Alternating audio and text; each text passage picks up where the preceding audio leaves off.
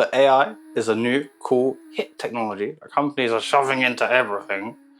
It's everywhere, from computers to advertisements to making images, making movies, and even making other YouTube videos. But what if you were to tell it your deepest, darkest secrets, like that time when you were a kid and you Hey, I'm Alfie. So I'll give you a quick rundown on what AI is. I'm trying to keep it simple. It's easier to think about in terms of like images, I think anyway. So when you ask AI, can you draw me an image? Like, can you draw me an image of the Leaning Tower of Pisa if it was made of pizza? Can you draw me an image of the Pope if he was on cover of Teen Vogue? Can you draw me an image of Sydney Sweeney wearing a lederhosen? Can you draw me an image of Mario, Luigi, and Sonic fucking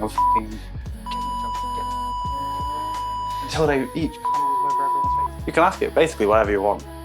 It doesn't mean it will do it, but you can ask it. So when you ask it to make an image, what it does is it will first generate static, like those TVs back in the olden days that most viewers would be way too young to fucking remember, and that's depressing. And then it will say, based on all the shit ton of things I've looked at over the internet, half of it illegally, based on the words that the user had given me and what I understand about these words, and based on the color of this pixel here, I think this pixel should actually be blue. So it's blue. And then it'll go, based on all this, and based on all that, and based on the pixel here as blue, I think this next pixel should be light blue. And it'll keep going. And then you've got Mario fucking Sonic. Now, when you send a message for like a wordy sort of AI, what it's really doing when you send that message is it's sending the whole of your conversation and just asking, so what should be next? And it does the exact same thing. Given all this, and given this is the latest message, what should our answer be? And given the first word of the answer, what should the second word of the answer be? And the third word, the fourth word. That's why you can make spelling mistakes. You can miss out words. You can not put a space bar in your message and it'll probably get it mostly right.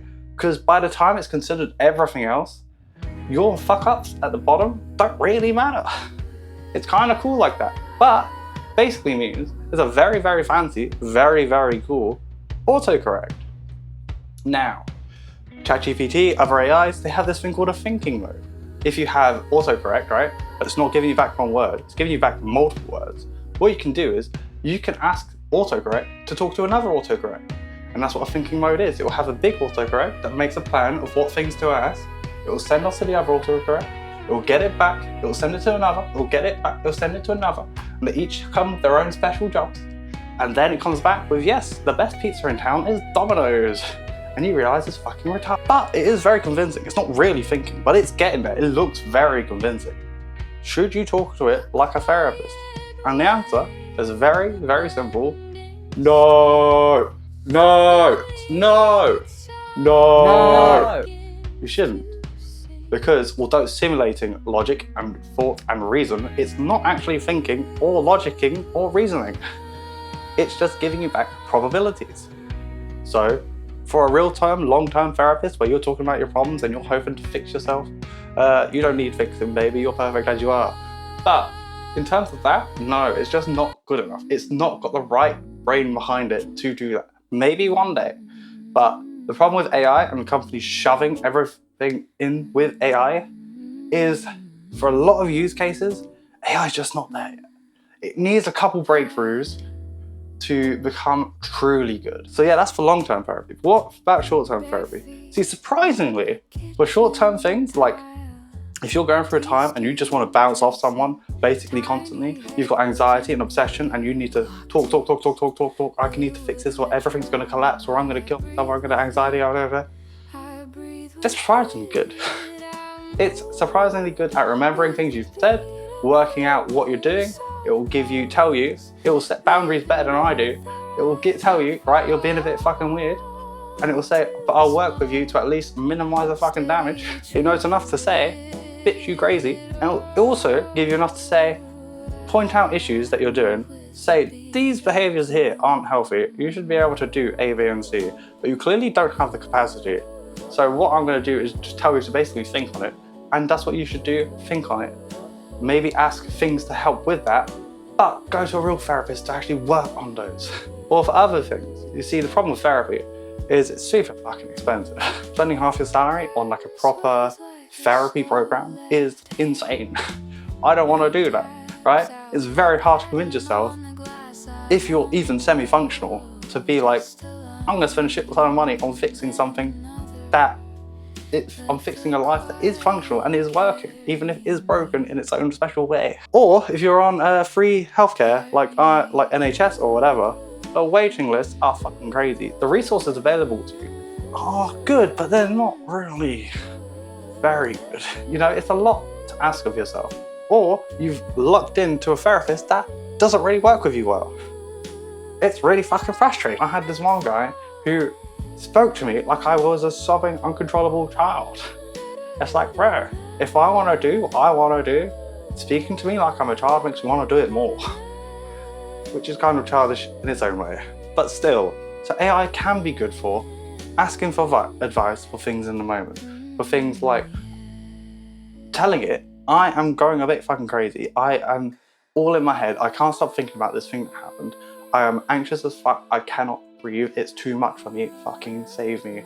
And what it can do is it can say, all right, I'm going to give you a little exercise to do, and hopefully that will help you ground yourself. Like for instance, saying aloud, 5 things you see, 4 things you can touch, 3 things you can hear, 2 things you can smell, 1 thing you can taste. And what that should do, dear user, is bring you a bit back to the present. It won't fix everything, but then the anxiety is along for the ride rather than ruling the show. Right? And it will talk to you a bit like a baby, but it will help you and it can give you those tools. There's loads of others it can give you. And if you're confused about the tool, you're like, I don't really believe in this. I don't really think this will help me. I think I'm too broken. I'm too special for this to work on me. You can ask it questions and you can say, all right, I don't think this will work for me. Do you got anything else? And it will say, yes, I do. Or it'll say, all right, maybe we can modify it for you. And it won't be perfect. Maybe you are that special person. Maybe you are unique amongst humans. Like a lot of people with mental issues like to think they are. But it can help you. It won't be perfect. It's better to go to fucking therapy for this stuff, but it can help you in the moment. Or, as I said before, therapy is fucking expensive. Long waiting list, a big commitment, and just a big commitment mentally, because you have to be prepared. I'm trying to fix myself. And you have to be prepared to be thinking that every fucking week, every fucking day, every fucking go, every time you go.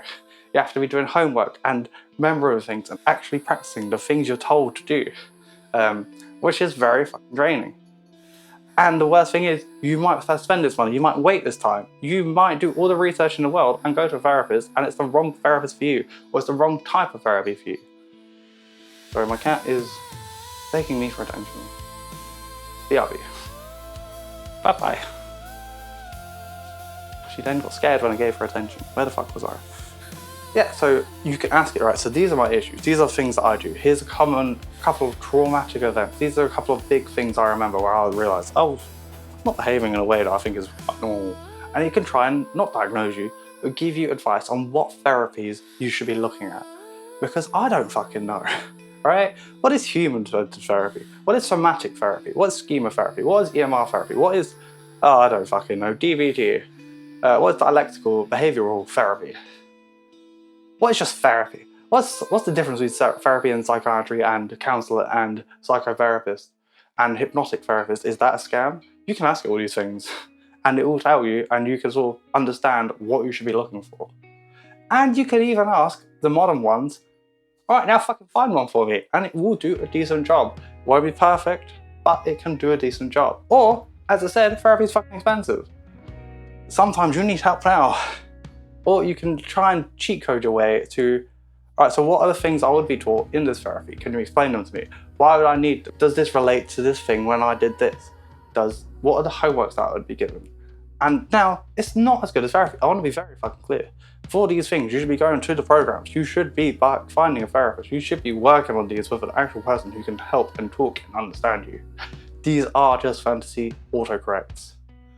But I have a decent fucking job, and it's already difficult for me to justify this stuff. If you are someone who has a less well-paying job and is just out of your reach, then this might be something that can at least give you some help. You still have to approach it with the right mindset of, I need help with this. You still have to approach it with the right mindset of taking it seriously and taking yourself seriously. But it's low barrier. It's like 30 quid a month to get what? Actual fucking help. It's self-directed, self-therapy, but still, it's something. Now, I'm obviously recommending this for short-term stuff. What ones should you use? I would say don't use ChatGPT. ChatGPT is very famous as the AI. It's very famous as the one you go to because it was the very first big one that actually kind of worked and was actually kind of sick. But if you're using it for this sort of stuff, it's very suck-dicky, if you know what I'm saying. I would suggest Claude. Claude's a bit more challenging. It requires you to justify yourself just a bit more. It will sort of push back when you're clearly displaying behaviours or saying things that don't quite make sense. And, not to be a bit too much of a downer, if you get, let's say, very down, it will start to set boundaries. It will start to say, I'm not letting you continue with this. It will start to say, you need to fucking call someone, that isn't me. And yes, I know this one from experience. The only downside I find to Claude is it has limits on how much you can use it, and if you're going through a moment, let's call it, that limit you will hit. You can pay for more credits, but it's like having a mobile phone in 2005, another thing too many people are way too young to even remember, which is very fucking depressing. But it's just very annoying to get. It's an easy habit to be like, I'm fucking down, buy more credits. So yeah, it does have its own limitations, but I think it's a lot better than ChatGPT. So yeah, don't use it for long term. Go to a fucking therapist for long term.